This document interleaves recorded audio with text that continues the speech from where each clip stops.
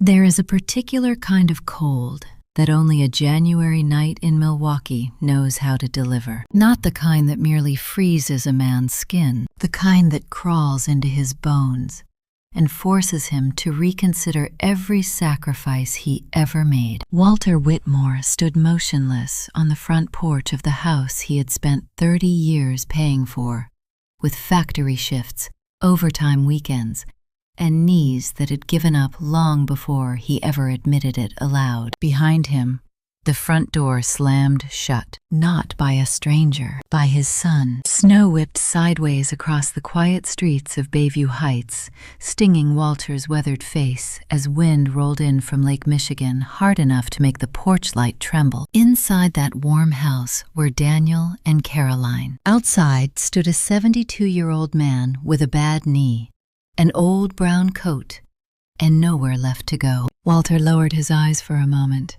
and stared at the icy porch beneath his boots. The coat wrapped around his shoulders had been bought 20 years earlier by Evelyn on Fairmont Street during one of those small winter afternoons that had never seemed important at the time and somehow became priceless afterward. He could still hear her laughing. Some losses never stopped echoing. Walter did not knock on the door again. He did not beg. He did not raise his voice. He simply slipped his hands into his coat pockets and stepped down into the snowstorm. And as he disappeared into the freezing Milwaukee night, one strange thought settled quietly into his mind. The worst night of his life was about to become the most important one, because neither his son nor his daughter-in-law had any idea who Walter Whitmore truly was. But by sunrise, the entire city would. 3 years earlier,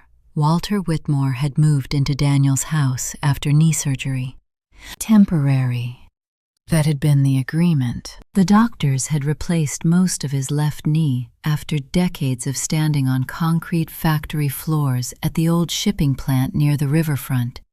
Recovery had been slower than anyone expected, especially for a man too stubborn to admit pain existed until it physically forced him into a chair. Daniel had insisted his father stay with them. "At least until you're walking normally again," he had said. Walter believed him. At first, Caroline had played the role of the caring daughter-in-law perfectly. She bought extra blankets. She asked polite questions. She cooked soup during the first few weeks after surgery. But kindness, Walter learned, has an expiration date when it is performed instead of felt. The small things began first. Tiny sighs when he entered the kitchen early in the morning. Long pauses whenever he asked whether anyone needed help carrying groceries. The subtle irritation whenever his medical bills arrived in the mail. Then came the chair. Walter always sat at the same spot at the dining table. Evelyn used to joke that he would probably haunt that chair after death just to make sure nobody scratched it. One evening, Walter walked into dinner and found Caroline sitting there scrolling through her phone. She looked up at him. "Oh," she said casually.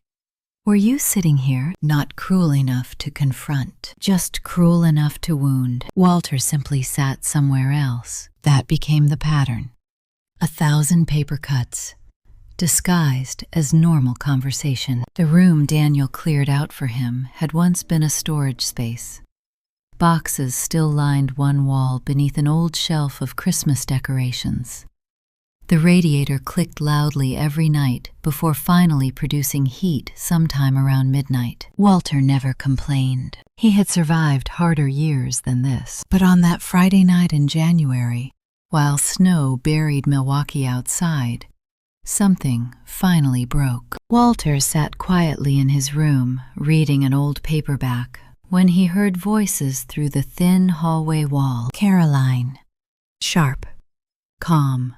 Precise. The dangerous kind of calm. "She's gone, Daniel. Your mother's been dead for almost 30 years. And your father still walks around like this house belongs to him." Walter froze. Daniel said nothing. Caroline continued. "He's not helpless. Plenty of people his age live alone. There are facilities for this kind of thing. Facilities. Walter stared at the floor. The word landed harder than the winter air outside. Then Caroline laughed softly. I'm tired of living with a burden. Silence. Not from her, from Daniel. That silence hurt more than anything else. Walter slowly closed his book. His hands did not shake. That surprised him. He stood carefully, pulled on Evelyn's old brown coat, grabbed the emergency bag he always kept packed beneath the bed, and walked toward the kitchen. Daniel looked up first. Dad. Walter raised one hand. Not angry, not emotional, just tired. I heard enough. Caroline crossed her arms. For one brief moment, Walter thought she might apologize. Instead, she looked directly into his eyes and said the words again. A burden. Daniel looked down at the floor, and something inside Walter Whitmore quietly ended. Without another word, he opened the front door and stepped into the Milwaukee blizzard. Alone. Snow came down harder the farther Walter Whitmore walked through Bayview Heights. The neighborhood had gone nearly silent beneath the storm.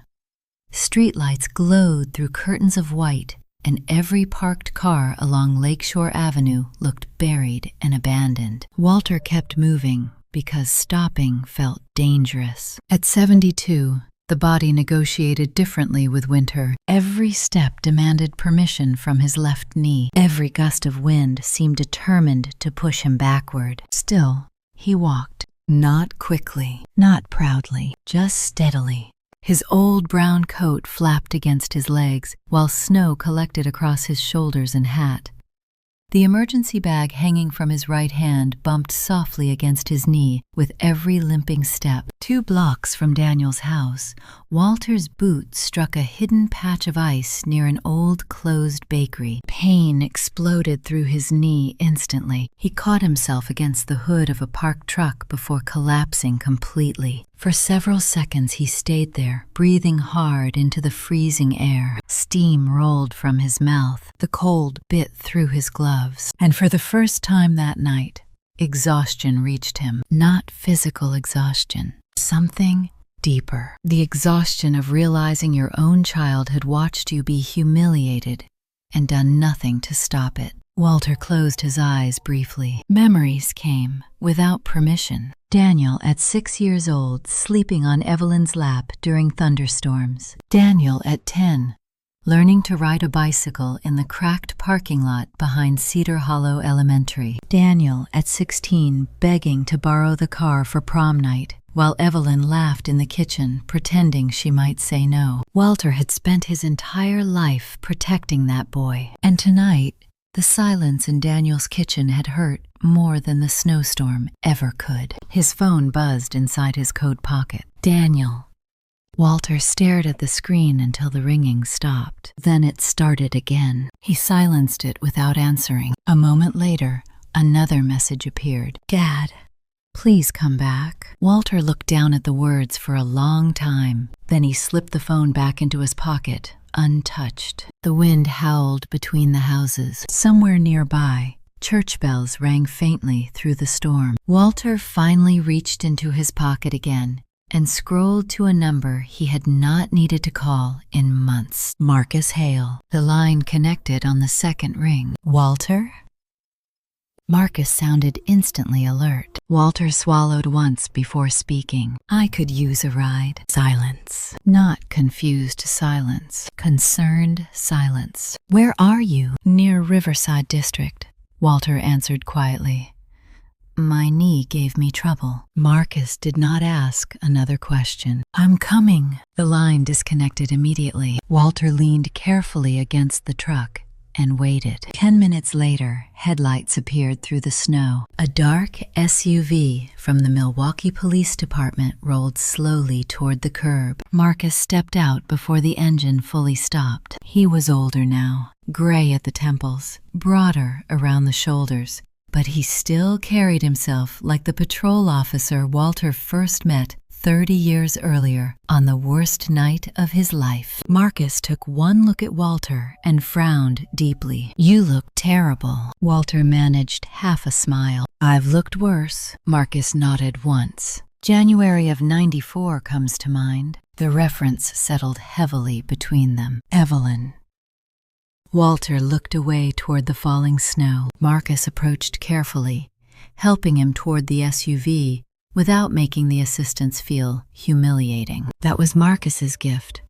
He knew how to help a man without stealing his dignity in the process. The heater blasted warm air as soon as Walter climbed inside. For several minutes, they drove quietly through the snow-covered streets of Milwaukee. Finally, Marcus spoke. "What happened?" Walter stared out the passenger window at the blurred neighborhood lights. "Caroline finally said it out loud," he answered. Marcus gripped the steering wheel tighter. "And Daniel?" Walter took a long breath. He stood there. Nothing else needed explaining. Marcus's jaw tightened. They drove another few blocks in silence before Walter noticed something strange ahead. Lights. Dozens of them. Cars lining both sides of the street near the Evelyn Whitmore Community Center. People gathering outside despite the blizzard. Walter frowned slowly. "What's going on?" Marcus kept his eyes on the road. "When you called me," he said quietly, "I made one more call." Walter turned toward him. Marcus finally looked over. "You spent 30 years helping this neighborhood, Walter. I wasn't about to let you sit alone in a snowstorm without letting your people know." Walter Whitmore stared through the windshield at the crowd gathering outside the Evelyn Whitmore Community Center. Snow continued falling hard across Bayview Heights, but people kept arriving anyway. Cars lined both sides of the street. Some people stood beneath umbrellas. Others held candles, shielded carefully inside plastic cups against the wind. Walter counted teenagers, elderly couples, parents with children bundled in winter coats, teachers, volunteers, and people he vaguely recognized from years of passing conversations. And every one of them was standing outside in a Milwaukee blizzard because of him. Walter slowly turned toward Marcus. "What did you tell them?" Marcus shifted uncomfortably behind the steering wheel. "The truth." Walter frowned. "That doesn't explain this." Marcus finally sighed. "I called Pastor Leonard first. I just told him you were out in the storm alone." He paused. Then, apparently, Leonard called Nancy Keller. Nancy called 3 other people. Somebody contacted the neighborhood page online. Then one of the local reporters picked it up. Walter blinked slowly. "Reporters?" Marcus nodded toward the far side of the parking lot. 2 news vans sat beneath the snow, with satellite dishes raised into the dark sky. Walter leaned back against the seat. For 30 years, he had protected his privacy carefully, not because he was ashamed, because he believed some things lost meaning the moment they became performances. The foundation had never been about praise. It had never been about his name. It had always been about Evelyn. Always. Marcus studied him carefully. "You angry?" Walter looked back toward the crowd again. A young boy near the entrance held a handmade sign. "Thank you, Thomas." Walter stared at it quietly. Thomas, his father's name, the name he had signed on to every donation, every scholarship, every building permit, every anonymous check written over 3 decades. Nobody here knew Walter Whitmore as a wealthy man. Most of them thought Thomas Whitmore was either retired somewhere in Arizona or already dead. Walter swallowed hard. "They kept my secret," he murmured softly. Marcus nodded. "Every single one of them." The statement hit Walter deeper than he expected. An entire neighborhood had protected his identity for 30 years without ever being asked to. Meanwhile, his own son had never noticed the truth sitting directly in front of him. Marcus stepped out first and came around carefully to help Walter from the SUV. The cold slammed into them instantly. Voices rose the moment people recognized him. Not loud cheering. Something gentler. Relief. The crowd slowly parted as Walter limped toward the entrance, with Marcus beside him. Nancy Keller reached him first. Nancy had run the after-school reading programs on Lincoln Terrace for almost 15 years. Walter remembered when she started with only 6 folding chairs and a cardboard box of donated books. Now she threw her arms around him before catching herself. "Oh, Lord," she said emotionally.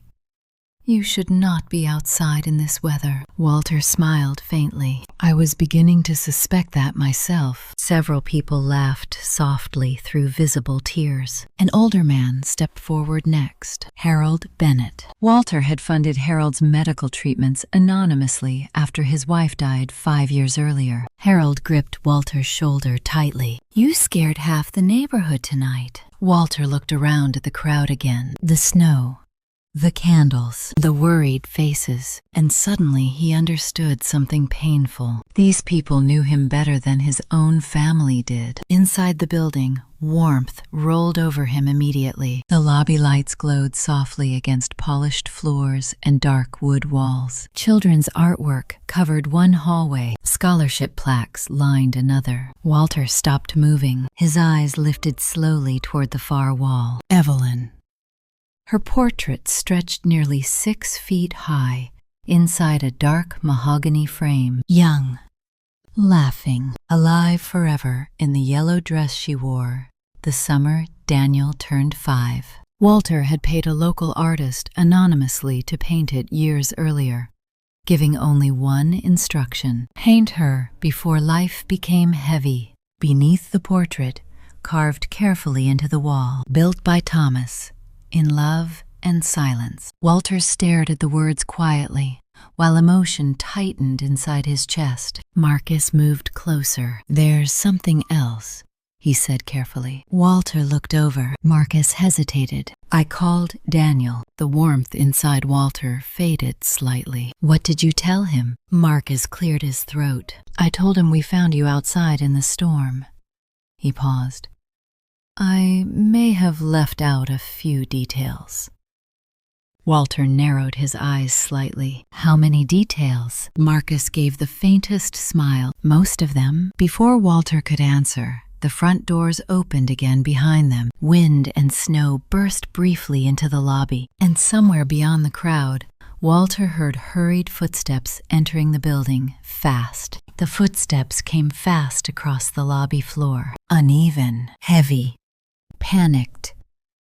Walter Whitmore did not need to turn around immediately to know they belonged to his son. Some sounds stay with a parent forever. Daniel's footsteps at 7 years old, racing through the hallway on Christmas morning. Daniel running across baseball fields at 12. Daniel stomping upstairs at 16 after his first heartbreak. And now this, a grown man running through the Evelyn Whitmore Community Center while snow melted from his boots and fear chased closely behind him. The lobby crowd slowly parted. Daniel appeared near the entrance, breathing hard, hair covered in snow, winter coat half-zipped like he had thrown it on without thinking. "Dad."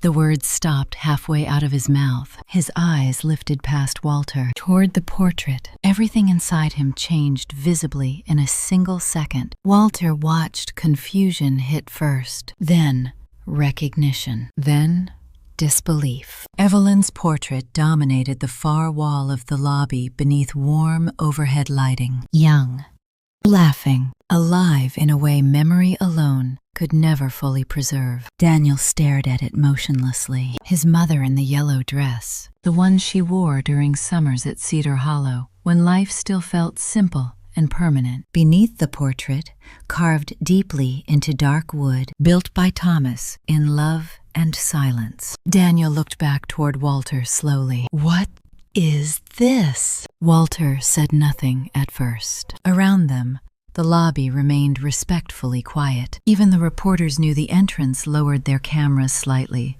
sensing something larger than a news story unfolding in real time. Marcus stepped quietly away to give them space. Daniel took several hesitant steps forward. "I don't understand." Walter studied his son carefully. For years he had imagined this moment differently. Angrier, perhaps. Sharper.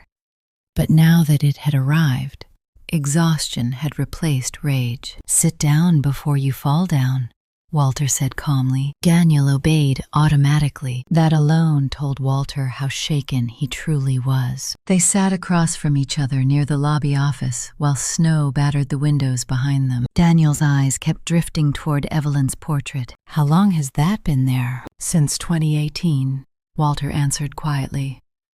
"They unveiled it on your mother's birthday." Daniel blinked. "You put that here?" Walter nodded once. "I paid for the artist." Daniel looked around the building again, as if seeing it for the first time. The scholarship plaques, the renovated gymnasium, the classrooms, the computer lab, the winter food pantry signs near the hallway entrance. And slowly, horribly, realization began assembling itself inside his mind. Walter could almost hear it happening. "This center," Daniel whispered. Walter folded his hands carefully together. The Evelyn Whitmore Hope Foundation was established in 1995, 1 year after your mother died. Daniel stared at him, speechless. Walter continued quietly. 14 scholarship programs, 6 neighborhood after-school centers across Wisconsin and Illinois, housing assistance, winter food drives, medical grants. Daniel's face lost color. Walter looked toward the children's artwork hanging along the hallway walls. As of last June, the foundation has helped send 212 students to college. Silence swallowed the room. Outside, snow hammered against the glass. Inside, Daniel looked like a man discovering his entire childhood had been built beside a secret city he somehow never noticed. "But how?" he finally asked weakly. "You worked at the shipping plant your whole life." "I did." "Then where did all this money come from?" Walter leaned back slowly. "Your grandfather Thomas left me an inheritance before he died." Daniel frowned slightly. "Grandpa wasn't wealthy." "No," Walter agreed softly. "But he was smarter with money than anyone realized." Walter glanced toward Evelyn's portrait again. "I invested everything after your mother passed away." Daniel's breathing slowed. "You mean some of it?" Walter looked directly at him. "All of it." The words settled heavily between them. "I never spent $1 on myself," Walter continued. "Every cent went into the foundation." Daniel stared down at his trembling hands. Walter's voice remained calm. "It was never about being rich." His eyes drifted upward toward Evelyn's laughing portrait. "It was about making sure your mother kept changing lives long after she was gone." Daniel suddenly covered his face with both hands, and for the first time since arriving, Walter heard his son begin to cry. Daniel Whitmore cried quietly behind his hands, while snow continued falling outside the windows of the Evelyn Whitmore Community Center. Walter did not interrupt him. Some realizations needed silence more than comfort. The lobby around them had softened into respectful distance. Conversations remained low. Volunteers moved carefully through the building, carrying coffee and blankets, while reporters waited near the entrance for permission that had not yet been given. But inside the small office beside Evelyn's portrait, time seemed to move differently. Daniel finally lowered his hands slowly. His eyes were red. "When were you going to tell me?" Walter looked toward the portrait again before answering. "I wasn't." Daniel stared at him in disbelief. "Why?"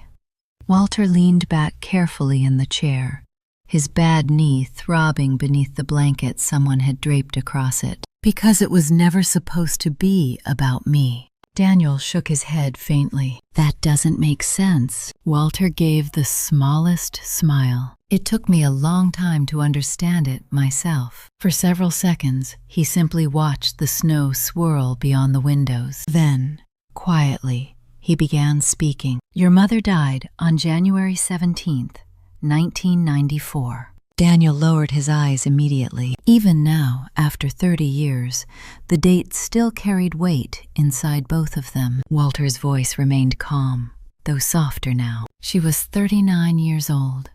He paused. "Too young to know hospitals as well as we did by the end." Memories rose slowly behind his eyes. Evelyn laughing barefoot in the kitchen on summer mornings. Evelyn dancing badly in the living room, just to embarrass Daniel when he was a teenager. Evelyn singing along to old radio songs while folding laundry. The ordinary moments became sacred after loss. Walter swallowed once. The night she died, I sat alone in our kitchen until sunrise. Daniel listened without moving. Walter continued, I remember staring at your school picture hanging on the refrigerator and thinking.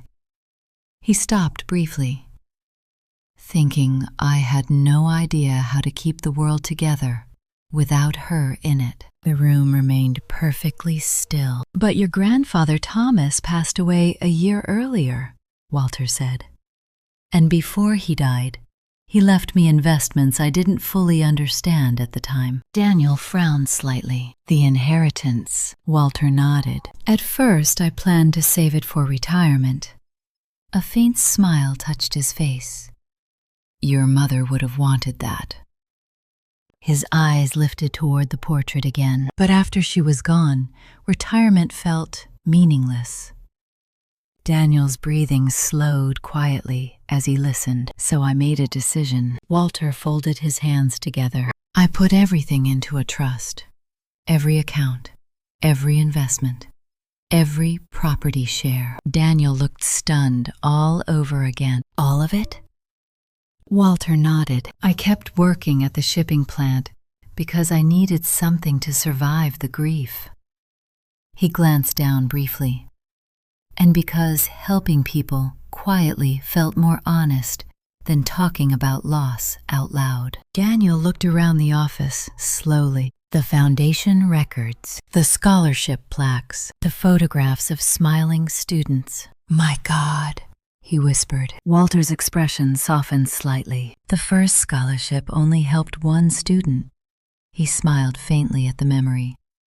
A girl from Lincoln Terrace, whose mother cleaned hotel rooms downtown. What happened to her? She's a surgeon now in Chicago. Daniel stared at him, speechless. Walter continued quietly. Then came winter heating assistance, food drives, school programs, housing grants. He paused. After a while, the foundation became bigger than grief. The snow outside thickened against the windows. Daniel finally looked up toward Evelyn's portrait again. She would have hated all this attention. Walter laughed softly for the first time that night. Yes, he admitted. She absolutely would have. Daniel smiled weakly through tears. She would have pretended to be embarrassed. His voice cracked slightly. Then cried about it privately later. Walter looked at his son carefully then, and suddenly, beneath the guilt and shock and exhaustion, he saw traces of the little boy Evelyn used to hold during thunderstorms. Not Caroline's husband, not the silent man in the kitchen, his son. Daniel wiped at his face slowly before speaking again. I should have said something tonight. Walter remained quiet. Daniel's voice dropped lower. When Caroline called you a burden, he swallowed hard. I should have defended you. Walter studied him for a long moment. Outside the office, reporters adjusted cameras near the lobby entrance, while volunteers whispered among themselves. But inside that room, none of it mattered, because for the first time in years, father and son were finally speaking honestly. And honesty, Walter realized, could hurt almost as much as grief. The silence between Walter and Daniel lasted nearly a full minute after the apology. Neither man seemed eager to disturb it. Outside the office windows of the Evelyn Whitmore Community Center, snow continued falling thick and heavy across the parking lot. The crowd had grown larger despite the weather. More cars lined the street now. News cameras remained aimed toward the building entrance, while volunteers passed out coffee and blankets to people refusing to leave until they knew Walter was safe. Walter watched the scene quietly. 30 years of secrecy had collapsed in less than 2 hours. Strangely, he did not feel exposed, only tired. Daniel finally inhaled deeply and rubbed both hands over his face. Then his phone vibrated again and again. and again. The sound seemed endless. Daniel pulled the device from his pocket and stared at the screen. His expression changed almost immediately. Walter noticed it. Not anger, not confusion. Fear. "Caroline?" Walter asked calmly. Daniel nodded slowly. He looked down at the growing stream of notifications. Missed calls, text messages, voicemails, not only from Caroline, from her mother, her sister, friends, co-workers, people who apparently had just seen the local news coverage outside the community center. Daniel swallowed hard before turning the phone toward Walter. "There's one you should probably hear." Walter said nothing. Daniel opened the message. Caroline's voice filled the quiet office immediately. Panicked, breathing unevenly. Nothing like the cold confidence she carried earlier that evening. "Daniel, what is happening?" she demanded. "My mother just called me crying, saying your father owns the community center." Walter remained expressionless. The message continued. "They're saying he's been funding schools and scholarship programs for years. People online are posting pictures with him. One woman said he paid for her son's cancer treatments." Caroline's voice trembled now.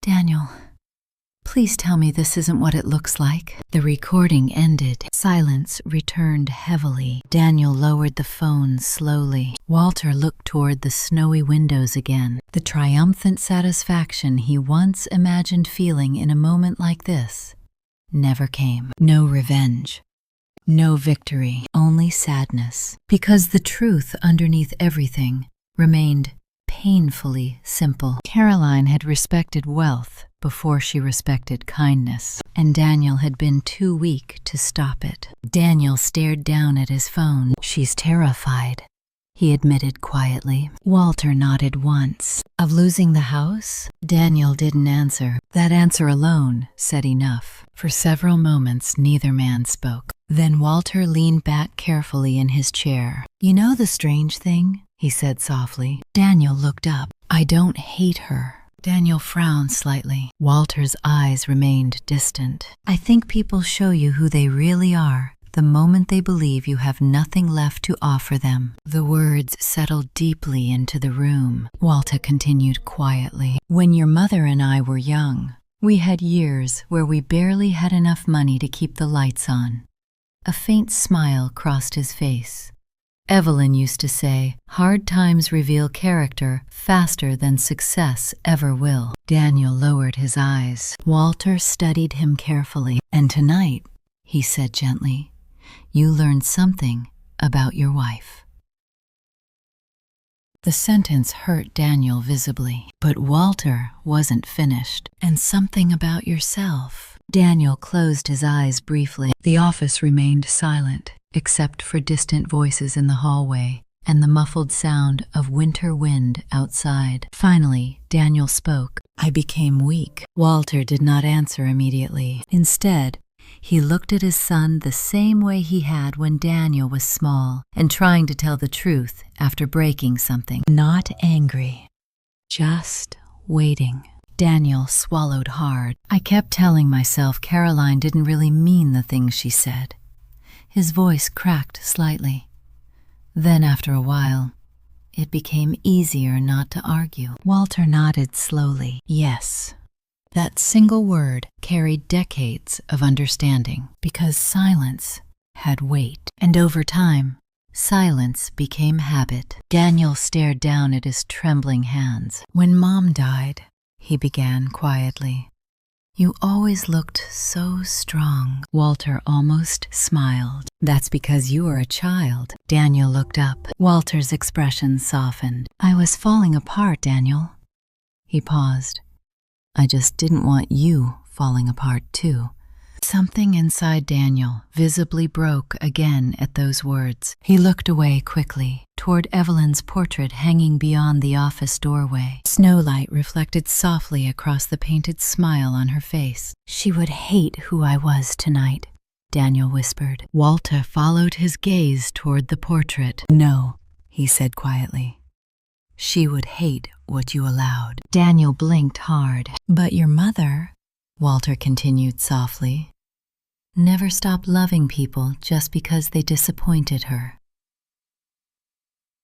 Daniel looked back at him slowly. Walter's voice lowered. That's the only reason I'm still sitting here talking to you. Tears filled Daniel's eyes again, and somewhere outside in the storm-covered streets of Milwaukee, Caroline Whitmore finally began realizing that the old man she had thrown into the snow was not powerless at all. The storm outside Milwaukee showed no sign of slowing. Snow buried the sidewalks around the Evelyn Whitmore Community Center, while television cameras continued recording through the swirling white darkness.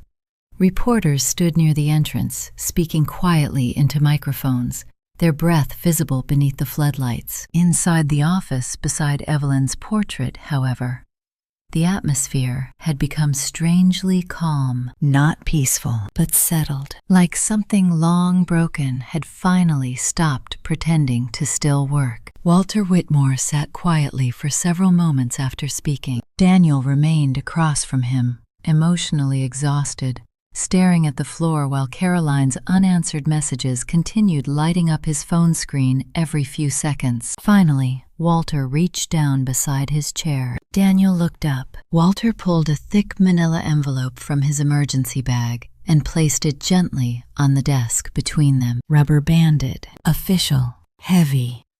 Daniel frowned slightly. What's that? Walter rested both hands calmly on top of the envelope. My updated will. The words immediately tightened the air inside the room. Daniel straightened slowly. What?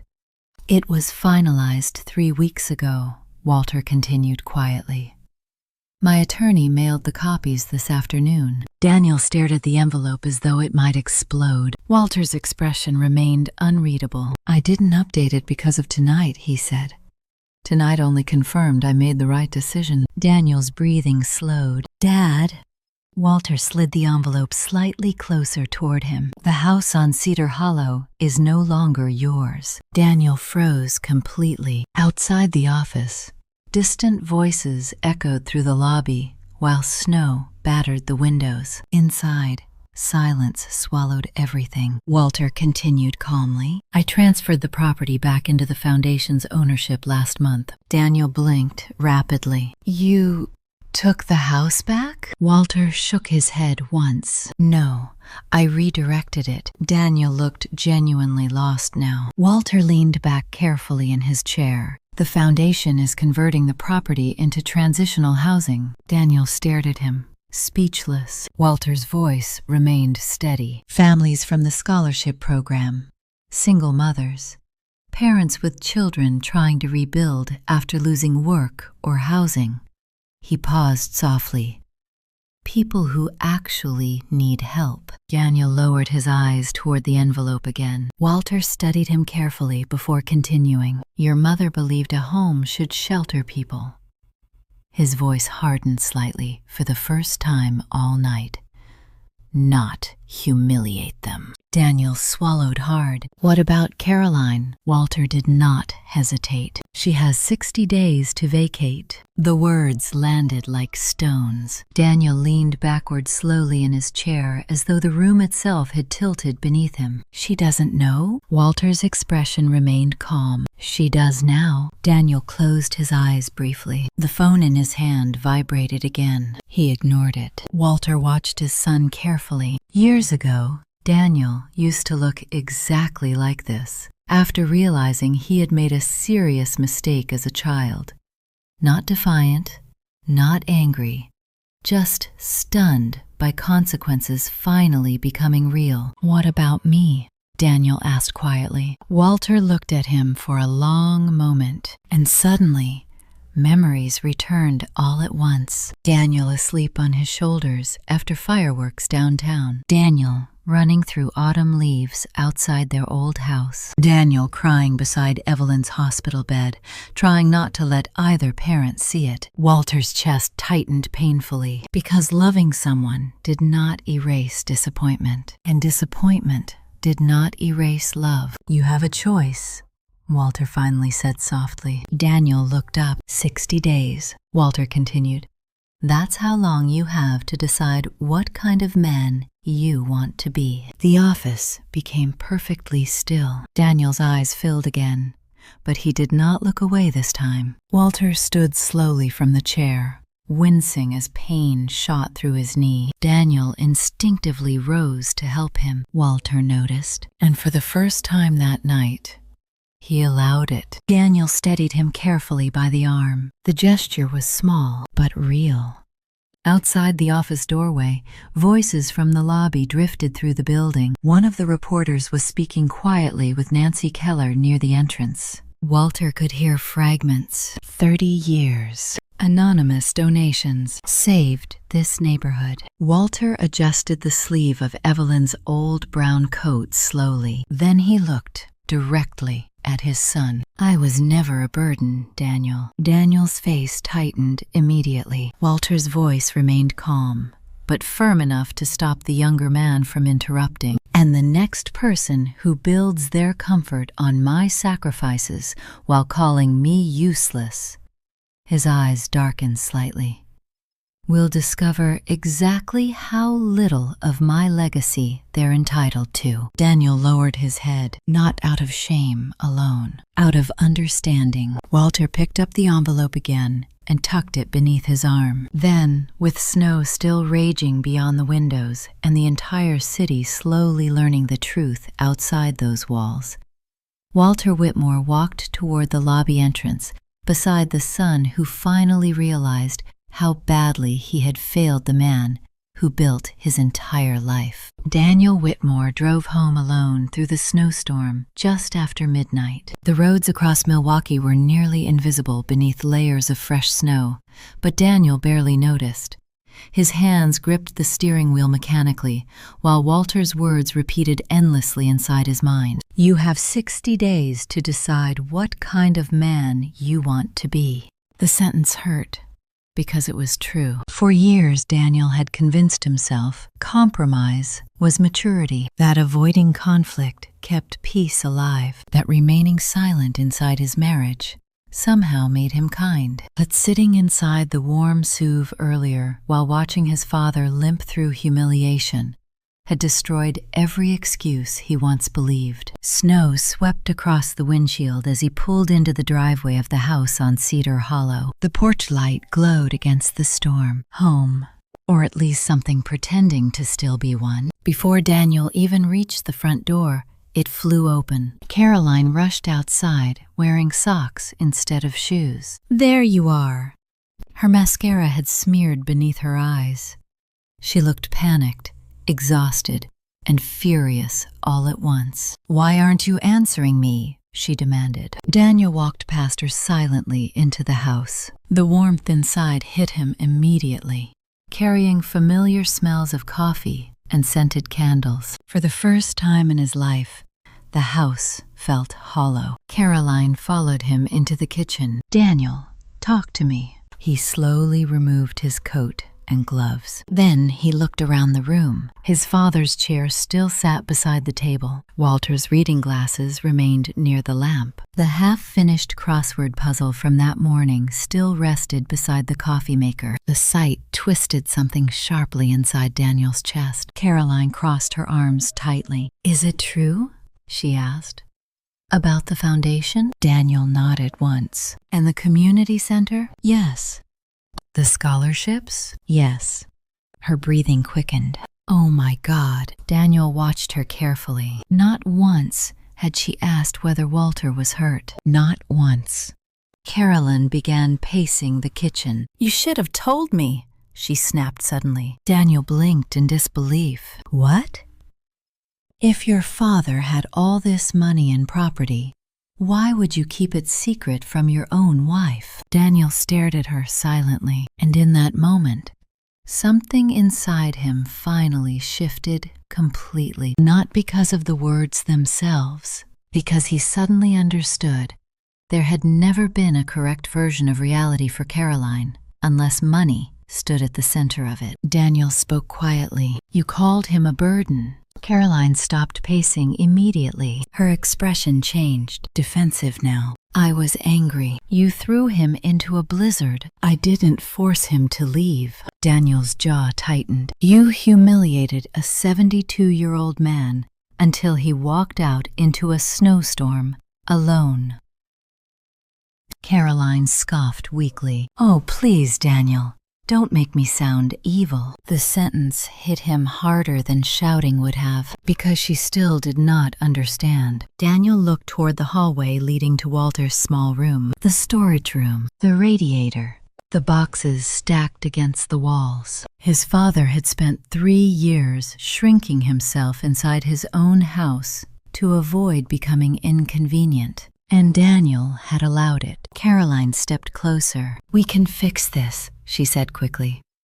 Your father's emotional right now, but once things calm down, he transferred the house. The words cut through the room instantly. Caroline froze. What? Daniel's face remained empty. The house belongs to the foundation now. For several seconds, she simply stared at him. Then came disbelief, then fear, then anger. No. He finalized it weeks ago. Caroline shook her head rapidly. That's impossible. He gave you 60 days to leave. The silence afterward felt enormous. Caroline's eyes widened slowly. You're joking. Daniel said nothing. She laughed once, nervously, then twice, then stopped completely when she realized he was serious. This is because of tonight? She whispered. Daniel looked directly at her. No, he answered quietly. Tonight only revealed who we already were. Caroline's face hardened instantly. So that's it, she snapped. You're choosing him over me? Daniel glanced toward Walter's empty chair again. The man who worked 31 years at the shipping plant. The man who secretly built half the neighborhood without asking for recognition. The man Daniel had failed. Slowly, painfully, Daniel finally answered, no. He looked back at her with exhausted honesty. I'm choosing not to become someone I can't respect anymore. Outside, snow buried Milwaukee deeper beneath the night. And upstairs, in the small storage room at the end of the hallway, the radiator clicked loudly into the silence Walter Whitmore had finally left behind forever. By Monday morning, nearly everyone in Milwaukee knew the name Walter Whitmore, or rather, they knew the story. Local news stations replayed the footage repeatedly. The elderly man standing in the snow outside the Evelyn Whitmore Community Center, wearing an old brown coat. The crowd waiting for him during the blizzard. The giant portrait of Evelyn smiling down from the lobby wall. And finally, Walter's quiet words to the reporter. It is a love story. 30 years running. The city could not stop talking about him, but Walter himself barely noticed. 3 days after the storm, he sat quietly inside the community center cafeteria, helping children with homework, exactly as he had done hundreds of times before. Nothing about his routine changed. At 10 each morning, he drank coffee with Harold Bennett near the lobby windows. At noon, he reviewed scholarship applications. At 3, he helped with the after-school reading groups. Fame, Walter decided, was exhausting. Purpose felt better. The attention surrounding the foundation, however, grew larger every day. Former scholarship students began returning to the center from across the country after seeing the news coverage online. One by one, stories Walter barely remembered came back to him. A doctor from Chicago whose tuition had been paid anonymously after her father died. A teacher from Madison who once slept in her car during high school before receiving housing assistance from the foundation. A military veteran who tearfully admitted Walter's grants kept him from losing custody of his daughter during difficult years. They came carrying photographs, letters, memories, gratitude, and every single story left Daniel quieter than before. He had started spending his days at the community center too. At first, Walter assumed guilt brought him there, but slowly, something else appeared. Effort. Real effort. Daniel repaired broken tables in the youth classrooms. He unloaded food deliveries without being asked. He stayed late helping children with math homework, despite clearly having no patience for fractions whatsoever. Walter noticed everything. He simply chose not to comment on it yet. Healing required consistency more than speeches. One snowy afternoon, Daniel stood silently beside Walter near the lobby while volunteers decorated for the winter literacy fundraiser. Children raced through the hallways laughing, while music played softly from an old radio near the reception desk. Daniel looked toward Evelyn's portrait hanging above the entrance. "I used to think Mom was the best thing that ever happened to you," he admitted quietly. Walter smiled faintly. "She was." Daniel nodded slowly. "But now I think," he hesitated, "I think loving her made you become the best version of yourself." Walter looked at his son carefully. For a moment, Daniel resembled the young man Evelyn once believed could become anything good in the world. And suddenly Walter understood something painful but important. People did not become disappointing all at once. Life wore them down slowly. Fear, comfort, weakness, silence.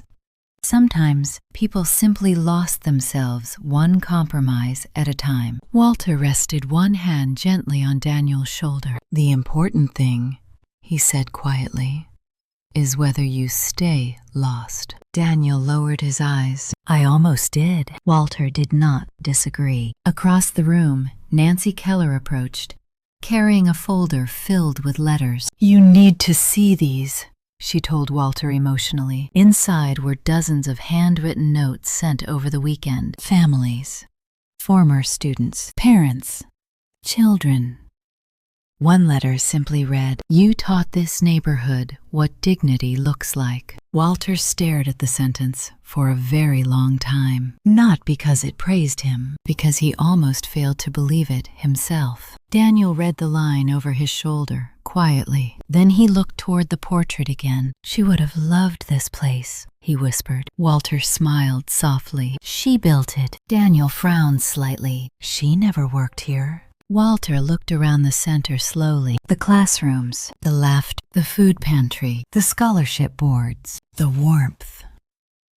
Then he answered, in the calm voice of a man who had spent 30 years carrying the same truth. "Everything good I ever built," he said, "came from being loved properly first." The lobby fell quiet briefly as another former scholarship student entered, carrying flowers beneath her arm. Outside, snow continued falling gently over Milwaukee. But inside the building, carrying Evelyn Whitmore's name, warmth had finally begun returning to the Whitmore family, too. Winter finally loosened its grip on Milwaukee sometime in late March. The snow along the sidewalks of Bayview Heights melted slowly into silver streams that ran beside the streets.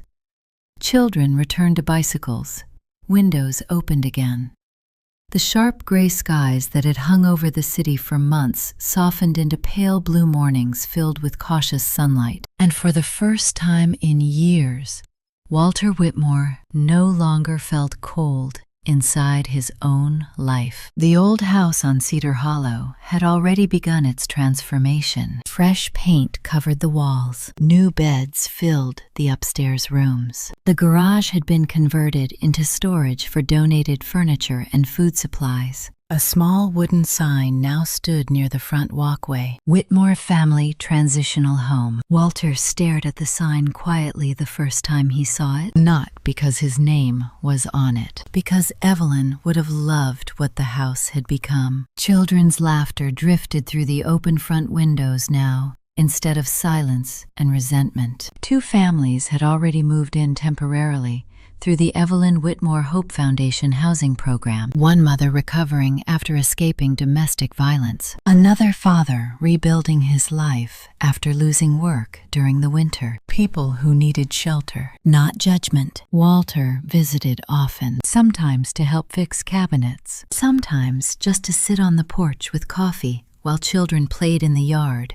where Daniel once learned to throw baseballs. Life had a strange way of circling back on itself, and Daniel came every day. Not because Walter asked him to, because he chose to. The divorce papers had been finalized quietly 6 weeks earlier. Caroline moved to another apartment downtown after weeks of arguments, accusations, and failed attempts to repair what greed and cruelty had already destroyed. Walter never celebrated it. Pain inside families was nothing to celebrate. But he noticed something important afterward. Daniel stopped looking exhausted all the time. One warm Saturday afternoon, Walter sat outside the Evelyn Whitmore Community Center, watching volunteers prepare tables for the annual Spring Scholarship fundraiser. Flowers lined the entrance.